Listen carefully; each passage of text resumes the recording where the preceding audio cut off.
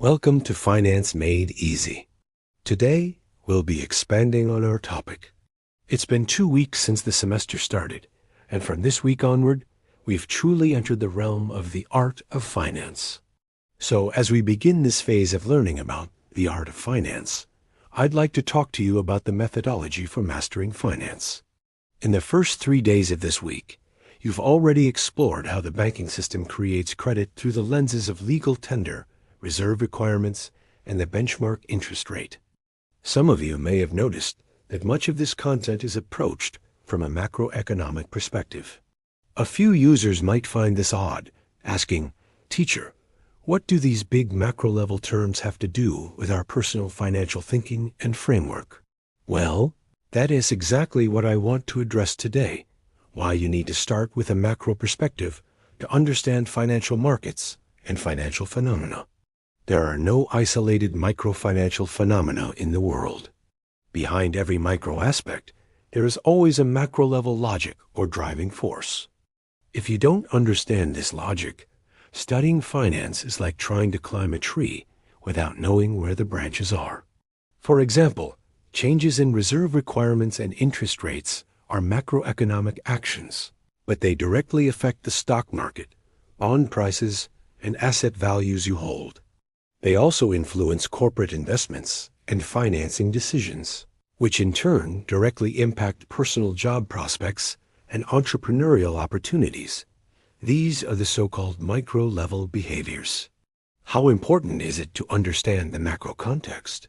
Let me share some finance gossip with you. Many of you might have heard of a competition called the New Wealth Analyst Awards, held by securities firms. If you place in the top 3, your salary skyrockets. And if you win first place, your salary could even flip. Do you know how much top macro analysts in China are paid? They can earn up to 15 million RMB annually, with bonuses on top of that. A second-tier macro analyst can earn around 4 to 5 million RMB per year. Although salary isn't the ultimate measure of success, such high pay reflects the extraordinary importance of macroeconomic analysis in the financial market. This is one important reason why you should start with macroeconomics to understand the microfinancial markets. In future lessons, I'll continue to follow this approach, guiding you from macro to middle tier to micro-level logic.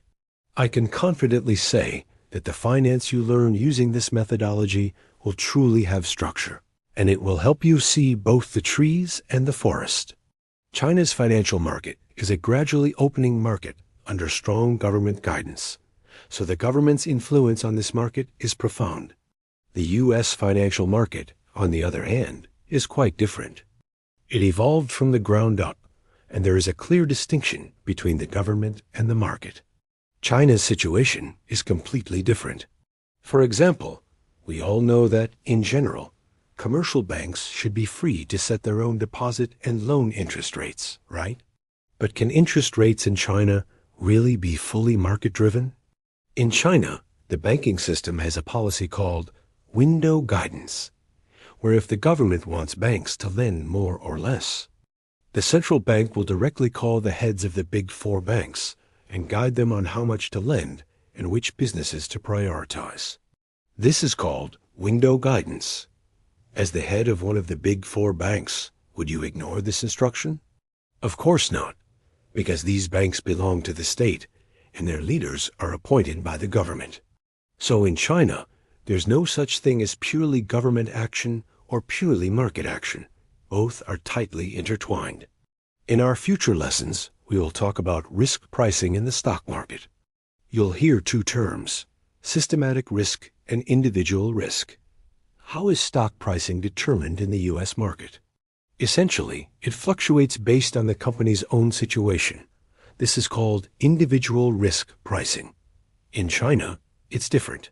In China, as most of you know, when the market rises, everything rises. And when the market falls, everything falls.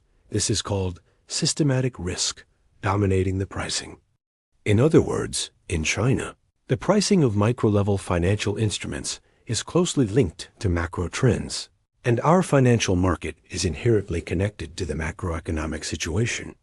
For example, When the country implements strict financial regulations, many people may wonder, what does this have to do with me? It has everything to do with you. I'll give you a piece of advice. Go check the non-guaranteed wealth management products from banks you've bought. If any of them have excessively high interest rates, it's time to get rid of them. Why? Because the country is now focused on preventing systemic financial risks. Non-guaranteed wealth products like internet finance, P2P lending, and certain bank channel services will face significant pressure in the coming year, so it's best to liquidate them. I'll explain the reasons behind this in detail in the coming weeks. So, do strict regulations concern you? They are directly related to your bank wealth management products. National policies may sound like jargon, but they are rich with meaning and carry a lot of weight. That is why I always emphasize that you must understand China's macroeconomic landscape and the direction of policies. Don't think national policies are irrelevant to you. Nothing could be further from the truth. In China, every macro term is intimately connected to your life and wealth. There is a humorous yet serious study that shows individual investors tend to lose heavily in the stock market. But if you categorize them, you'll notice interesting patterns. Married women tend to have the highest investment returns, while single men suffer the most losses. That is why there is a joke in our circle. Listen to your wife at home, and listen to the party and the country outside, and you'll succeed in both life and wealth pursuits. Thus, our course in finance at Peking University is designed to connect macro and micro perspectives. The goal is to guide you in understanding micro-level financial phenomena through a macro lens, so that you can ultimately make informed financial decisions. The method of going from macro to middle tier to micro is a powerful framework for understanding financial phenomena and a learning approach particularly suited to China's context. I've divided this year's learning into 3 stages. Stage 1, understanding concepts and terminology. In this stage, you'll encounter a lot of financial terms. You'll need to understand concepts such as reserve requirement ratio, interest rate cuts, shadow banking, IPO, pay, and VC. The goal is to master these terms and build your own feel for the financial market. This is stage 1. Stage 2, developing a framework for financial thinking. In this stage, you'll build a framework for thinking about finance.